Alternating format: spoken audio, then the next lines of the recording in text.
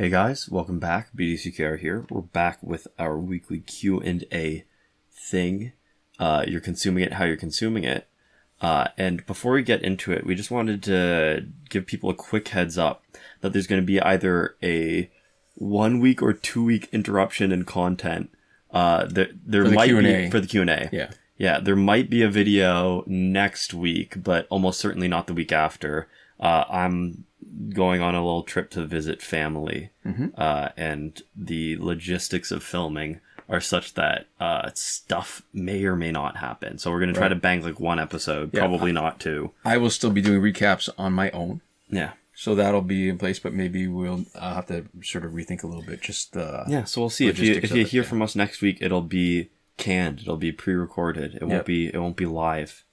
Or so just fresh. It won't be fresh. If stuff goes a little... Well, yeah, that's true. But it won't be... Normally you get it like less than, 5 hours after we've recorded it. So it can be pretty up to date, right? Yeah. But I guess if you watch it later, then it doesn't matter. But anyways, you know what they say? Absence makes the heart grow fonder. You'll realize how much you miss us. And then we're going to get so many new Patreon supporters because everybody's like, wow, I need them to keep doing this, right? Yeah. Anyways. Right. Okay, so what we're watching, let's make it about Injustice to start. What we're watching is Classic Scorpion. This is the season where we're previewing who we think is going to be this week's challenge character. And that's going to be difficult, actually. And the timing is actually a little bit fortuitous because if we'd still been doing we're still doing Q&As when we hit the spot where we don't know what's going to happen next, it'll be hard to predict because there will be so many possibilities of what's happening. So we think it's going to be Classic Scorpion because of all the clues from that we talked about in the weekly update. His passive is Fire of Hell. Scorpion summons Fire of Hell around him for 10 seconds after tag in, and it reflects half the special damage back at the opponent and inflicts fire damage over 6 seconds. Scorpion is immune to fire. So two bits to his passive. None of it really matters, I guess. Sorry, I shouldn't say that. It matters a little bit. It's not nearly as interesting as it should be. So, by playing with him, what I get a better feel for, because everybody knows what his stats are, which are high. Everybody knows what his passive is, and they have their own sort of feeling about what the passive is good for. But when you play him, and you play him as the specialist, as the main damage dealer, as the star of your team, what you'll notice is that his special 2 is ranged, meaning you can tag in and launch a special 2 immediately, and all the hits will connect. He's got a little bit of teleport at the beginning. He throws his, there's a word for it, Kusari Gama, I think is what he throws. And then he'll rope him and do an uppercut. So that's great. I love ranged special 2s. However, special 1 is not ranged. So in the current loadout that we've got, where we've got Claw of Horus to shatter gears, you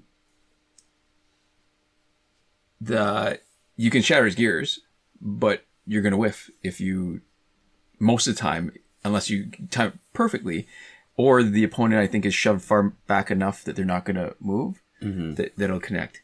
Getting back to special 2, though, it's 3 or 4 hits. I can't tell if the middle, where he launches his dart, is actually 1 or 2 hits. Sometimes I see the floating text for the damage, but twice. And then he pulls on the chain, so I don't know that it's like 2 bits. Sometimes, what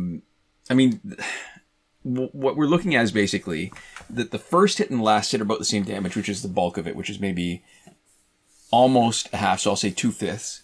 That middle hit is 2/5, or 1/5. So middle is 1/5, and the last hit feels like it's 2/5 because he does that big uppercut. But it's so hard to say because the last one often knocks them out, and because he's done so much damage, sort of front loaded from the first hit, I'm not really seeing it. So only the middle hit can't knock out an opponent. The first hit can. So he's a little different than some of the late stage challenge characters. What I don't like about a special 2 is that the last hit will go away if it's blocked. What's additionally interesting, though, about a special 2 is that if you trigger Wally West, and there should be an example in the footage here, and I'm not sure if this happens with the other Dodger, Dawn of Justice Batman, but if Wally West's passive triggers where he dodges the special, and he's supposed to come back after the special's done and do an uppercut, he doesn't do an uppercut. It's kind of cool. So he just won't hit you. I'm not a big fan of Classic Scorpion. I'm playing him more. I'm not getting any better vibe. He's actually he's okay. I think we have to work a little hard, and this goes back to one of the comments that we had about why can't we do more teams that aren't using Hawkgirl and Rebirth Raven, which we're doing here. It's because some characters just aren't good enough. He's... How do you say it? He's interesting. He's got high stats. But he doesn't have good enough synergy with anybody that makes any other team better, I think, than this.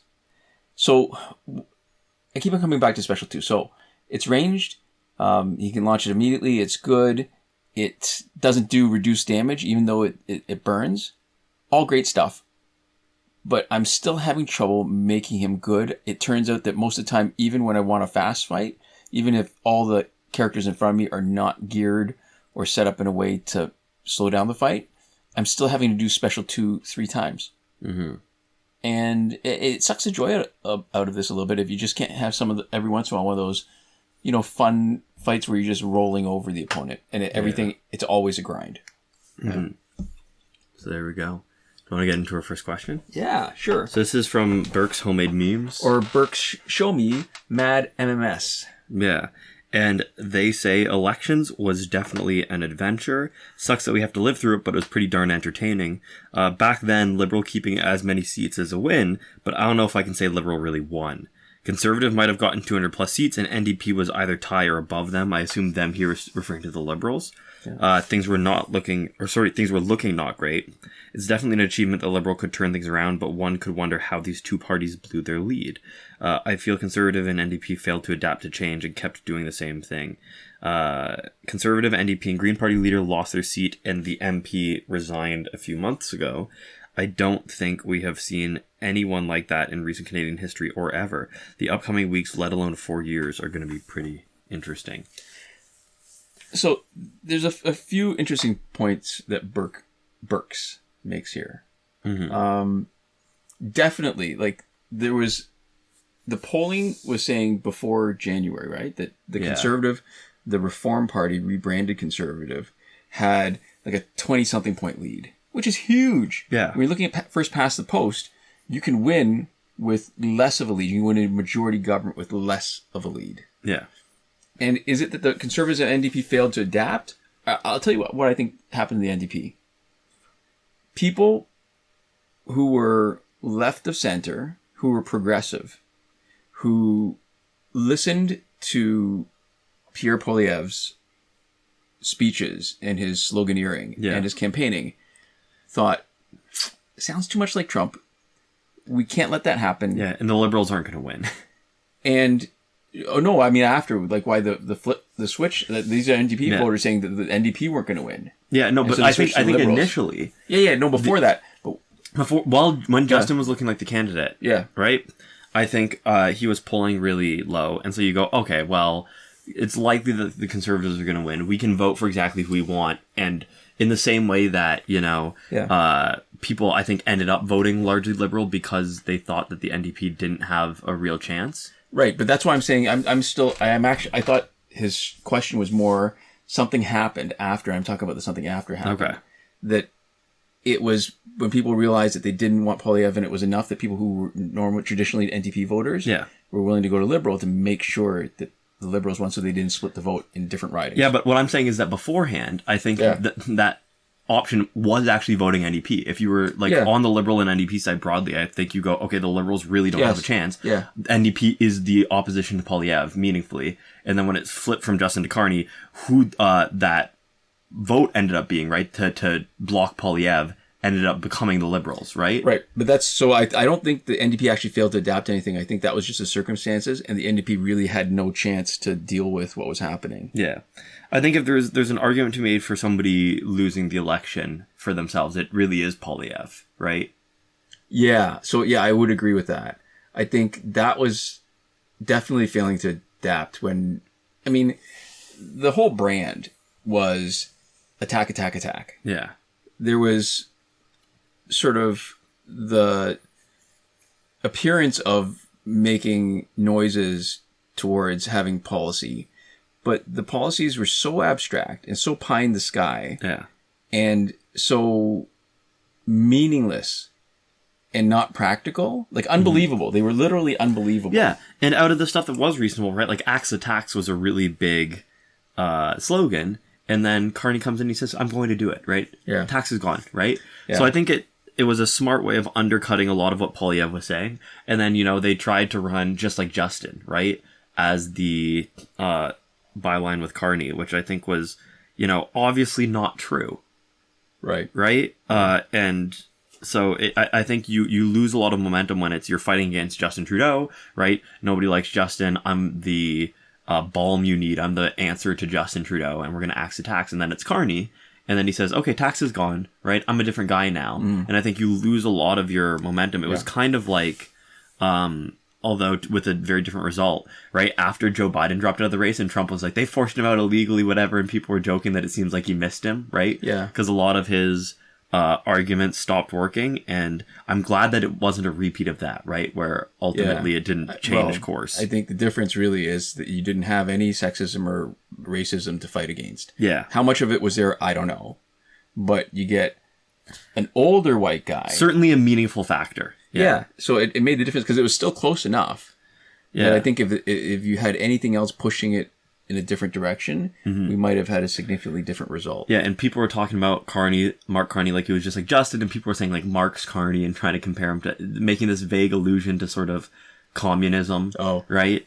As an insult. So the best line I heard about a play on Carney's name was, well, when you're I told you this one. Yeah, when you have to deal with a clown. When the world's a circus, you need a Carney. Yeah. I saw somebody else say something which was quite funny, where they say normally in the wild, Marks and Carneys are natural enemies, but in Canada, let's just say anything's possible. Yeah. Which is, so there's some fun puns on his name, but I think it's also one of those things where it's funny to me when people make an allusion to Karl Marx, right? There's this like, communism is bad thing. And so first off, I think that by default, I'm like, I wouldn't care if he was more left-wing socialist, whatever, right? The people are using it as an insult. I would actually probably like him better as a candidate.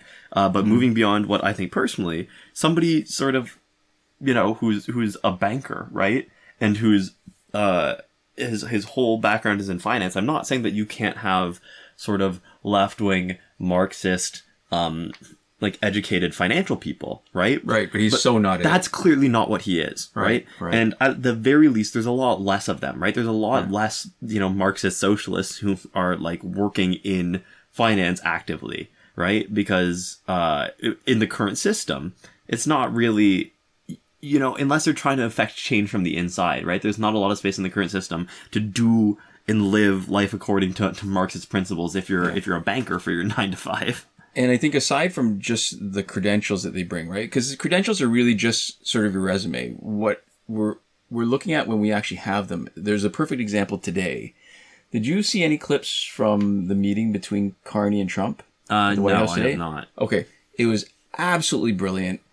Carney did not kowtow to Trump, but he kept Trump happy. He was able to deflect a lot of points. He was very clear about things, right? When there was this one great line where he says, but some things are not for sale, right? The White House is not for sale. He gets Trump agreeing. Buckingham Palace is not for sale. Trump is agreeing and laughing. And, I had a chance to talk to owners of Canada, and Canada's not for sale either. And then Trump had to go, we'll never say never and stuff. But I think he was able to make his point and be incredibly diplomatic in a really difficult situation. The examples I've seen of Carney when he gives interviews is that he's reasonably quick on his feet. He's able to give complicated answers, but explain them clearly enough that they're understandable.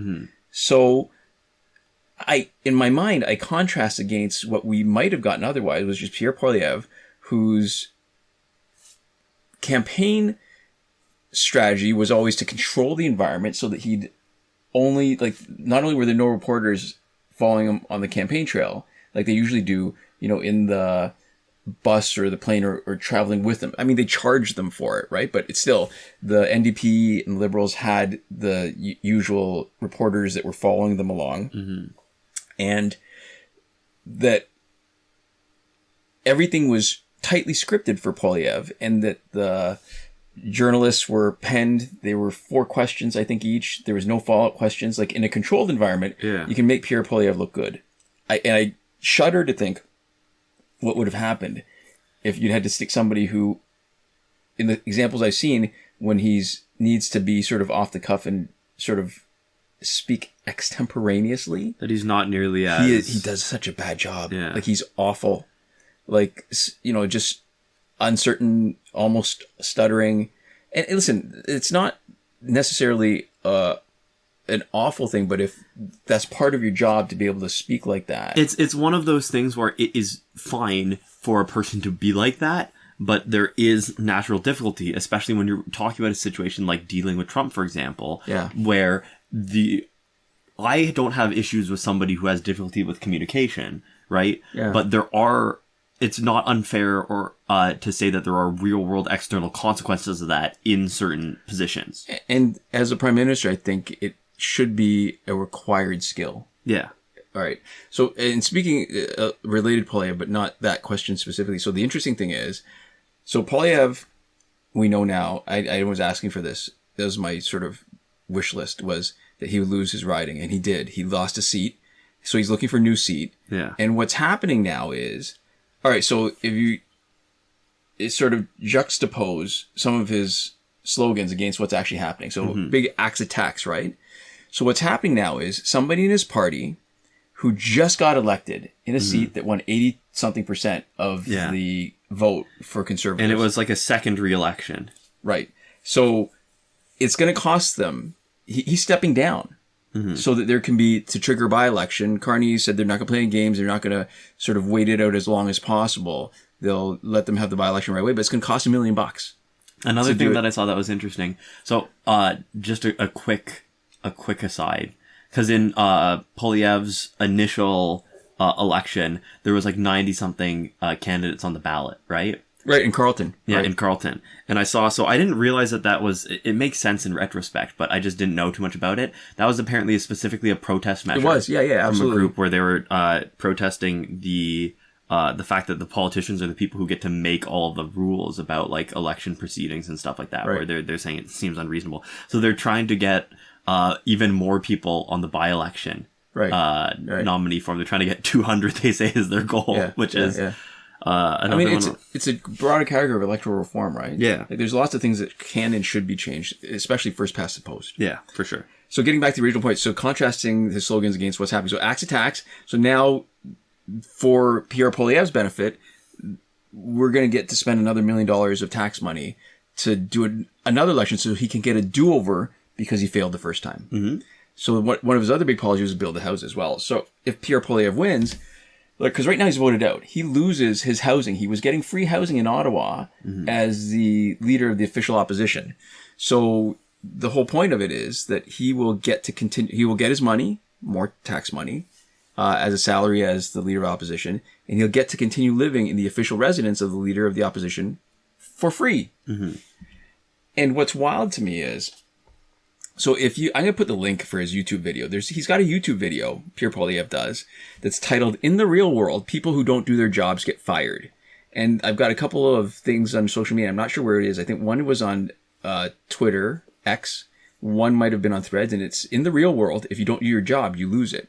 And another one is, "In the real world, people who don't do their jobs get fired. In Trudeau's world, they get bonuses. It is time the government's most powerful people meet the real world." So here's the thing. Was Pierre Poilievre's job just to run in the election? Okay, so he was successful. Was it to win his own seat? Yeah. I don't think so. Win the election? So the question is, did he do his job? I mean, again, there's only so many times I can bring this up where it feels almost like literally too easy, where you're shooting fish in a barrel. Mm-hmm. But there's that underlying dishonesty and lack of integrity. Like, so that when they say things like that, it's not because it's a principle he believes in, that if you don't do your job, you should get fired. It's that, if the people I don't like don't do their jobs, get fired. Mm-hmm. And that kind of stuff makes me a little bit angry, because it's the same flavor where you have rules that are meant, if there are laws that are meant to be enforced using discrimination, like in discrimination in a good way, where you're just using judgment, right? Yeah. You know who doesn't get the benefit of the doubt? Marginalized people. And it's very much this. It's the same flavor of it, and it's perfectly consistent with the Reform Party's view, rebranded as conservative, of being regressive, whether it's about race, whether it's about abortion, whether it's about whatever kind of thing that matters to people living, but shouldn't matter to political parties. So, you know what? Again, who has a full pension already? Pierre Poilievre. The guy who's stepping down, it's Damien Couric, who won his riding with an 80-something% of the vote, is 6 months away from a pension. By stepping down, he's no longer eligible for his pension. How selfish is that? Pierre Poilievre has a pension that's at 31. He got his pension at 31. I read somewhere that I don't actually know how to fact check this, but it's worth over $200,000 a year. Wow. And he was the one that voted with the Harper government to raise the age of old age security kicking in at 67 to 65. So basically pushing people to retire later, removing some of the support for people who want to retire at 65. And it was actually voted in, but the Harper government was voted out before they could implement it. So it was scheduled for, I think, 2023 or 20 whatever, and it was canceled by the Liberal government. So it's just, I feel like we really dodged a bullet. My fear is that there's still something, like we're not out of the woods yet. We don't know what's going to happen, and it may not be enough because there were still lots of people who voted reform. Or conservative. So we'll see. And our next comment is also political. Is from Sanity Check Official. They say, at least here in America, there's an intentionality behind not teaching its citizens the voting process. Election day, not a holiday. There's heavy propaganda encouraging skepticism in the security of the process, and there would be strong opposition if it was ever suggested we find ways to make the process easier and more transparent. Can't have too many educated voters. It's going to take a long time to have another chance of fixing things here. Thank whoever is listening that Canada isn't in the same boat. This continent needs some sanity. So I'm going to make it non-political for a minute. You know how I joke about Burke's homemade memes being Burke show me mad MMS. Yeah. Sanity Check Official actually does a pretty good job by capitalizing the appropriate letters in their name. So I think that's called camel case, right? Is that what it is? I believe so. I don't think I've ever heard that term. Where you, or maybe I'm wrong. Let me Google it while you're talking. All right, so I know when I'm at work, we're using software that doesn't... camel case is a writing style where words are joined without spaces and the first letter of each word is capitalized. Okay. So at my work, there's certain restrictions on names of different things. So we're not allowed to use spaces or underscores in some names. So apparently in normal camel case, the first word is not capitalized, but there's a variation called upper camel case or Pascal case where the first word is capitalized. Okay. So this is Pascal case or upper camel case. Right. Versus lower camel case or normal camel case where the first word is not capitalized. Right. So there you go. Learn something new. Okay. And I'd like to think that we are really, as a country, that much more enlightened. But I think it's very much still that same idea where the states got burnt first. So people are now recognizing that you can't really entirely rely on institutions. Yeah. You can say, well, so we can let them win. The worst that'll happen is certain bad things will happen. We can fix it when the next party is in power. Yeah. But when you realize that your assumptions about the strength and the integrity of the norms that's holding things together to keep one bad actor from doing lots of destructive things isn't true. I mean, we just saw this in Australia too. Only Australia maybe did a better job because they really sort of voted out the far right or the right wing party.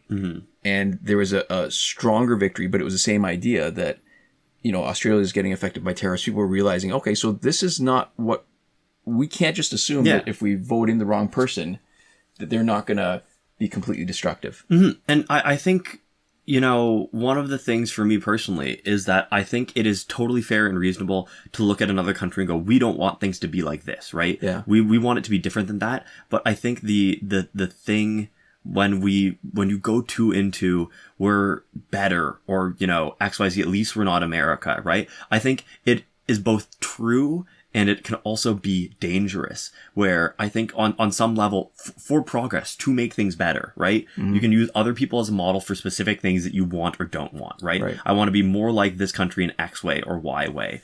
But on a personal level, when you think about the way that you can actually affect change and make stuff better, it kind of doesn't matter how good anybody else is doing it, right? Unless you're taking specific platform or policy stuff from them, right? So you can say, I like sort of the recycling or like green programs of this country. I like the energy programs, the renewable energy programs of this country, right? I want to be less sort of a populist totalitarian right wing like leadership like America, right? But then to take a step back and go, oh well, we're better than that country. Well, I think that on some levels it's both true in a broader sense, but on a specific level it's not helpful. And I think the risk that you almost run is that you get too concerned with like rankings instead of like progress.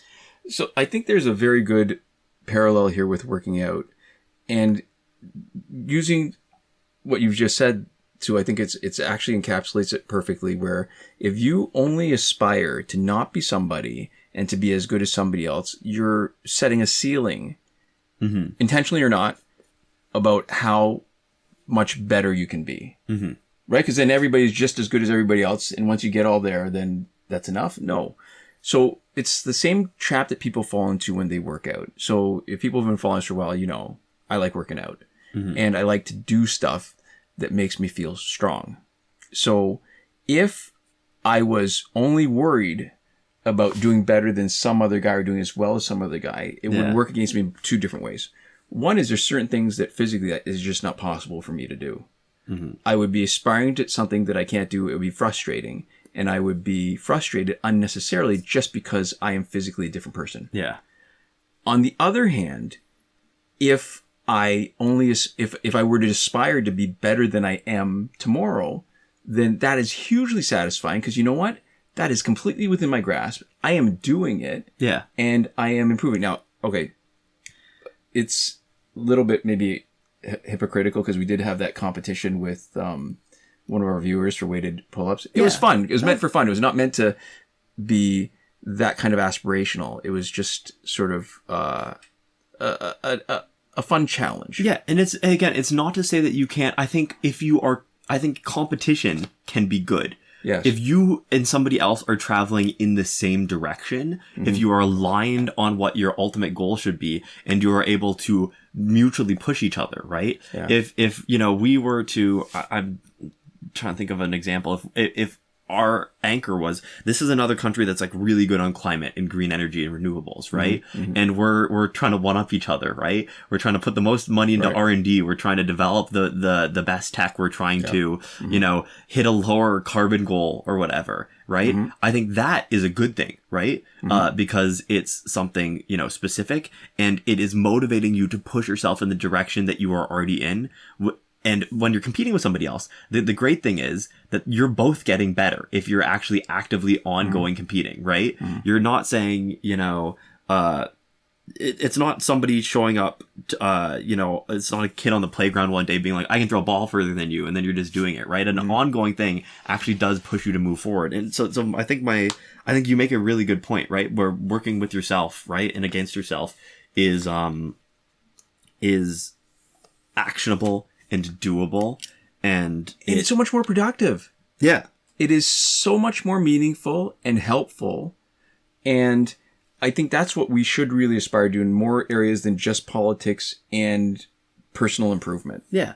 Because my whole thing is that in general, with the resources that you have available to a capacity that you think is useful, sustainable, and not like ruining your life, you should use the resources you have to act on the outside world in a way that in whole or in part makes it more like the one that you want to see. And in a narrow sense, that is treating other people the way you want to be treated. For example, like queer people, right? If you care about queer rights, right?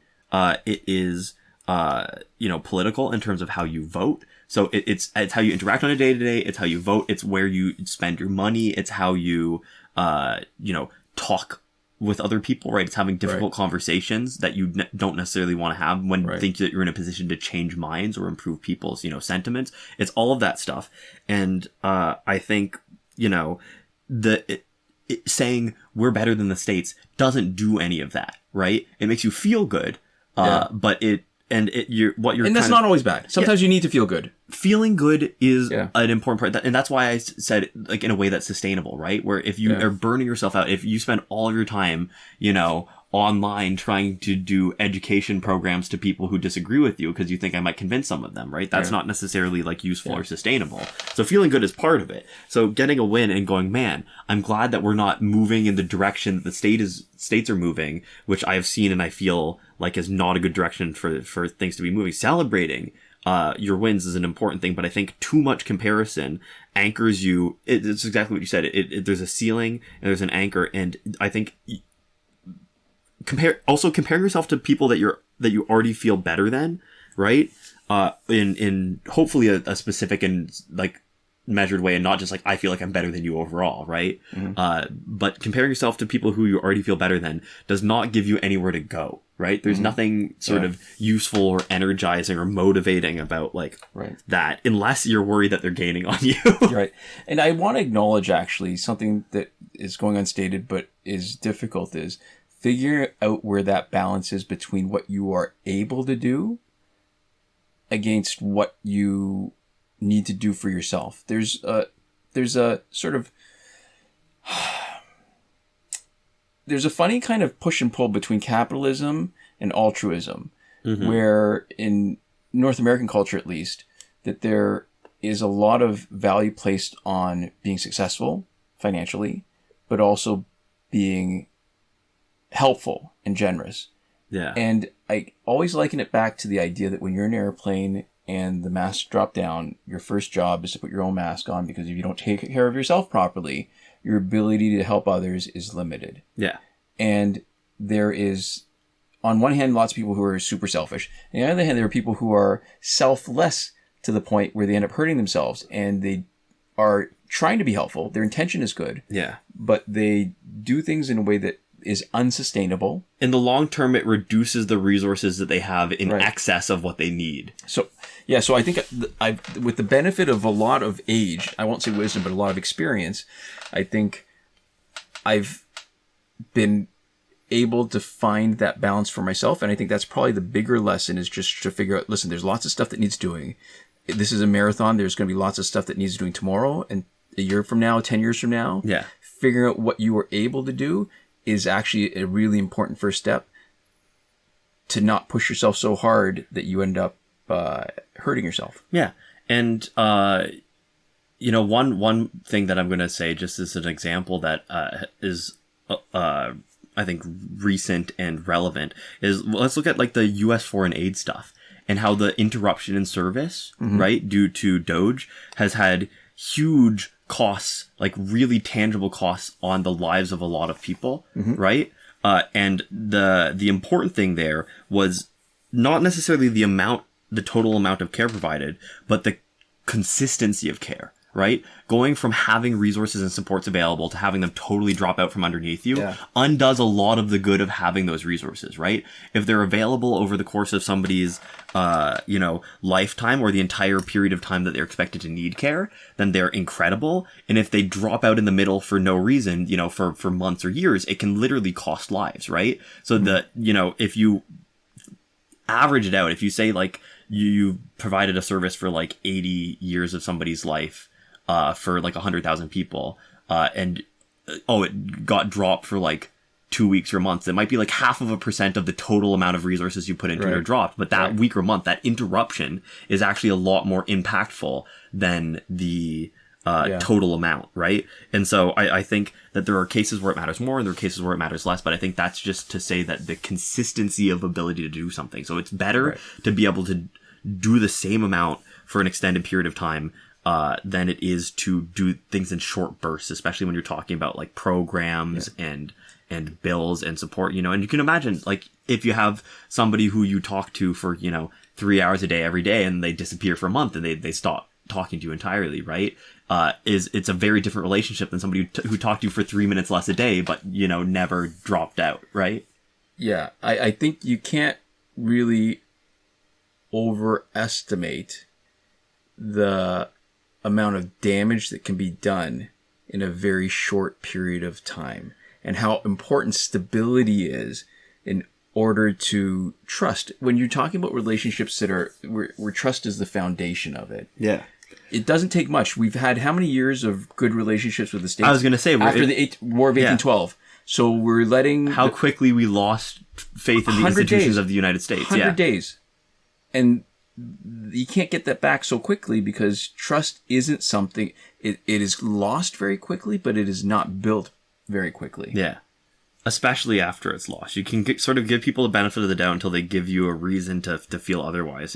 People, institutions, everything. Right. Yeah. Somebody that you've trusted that betrays you, it hurts a lot more than a stranger who you don't have any expectations of. Yeah. When they do something awful to you, hurts differently. Yeah. So anyways, I think that's all the points that we were trying to make. It's not the happiest note to end off on, but, do what you can. Well, you know what the happy note is? Carney. That's fair. You know what? After we film this, you need to watch the clips today from the meeting at the White House.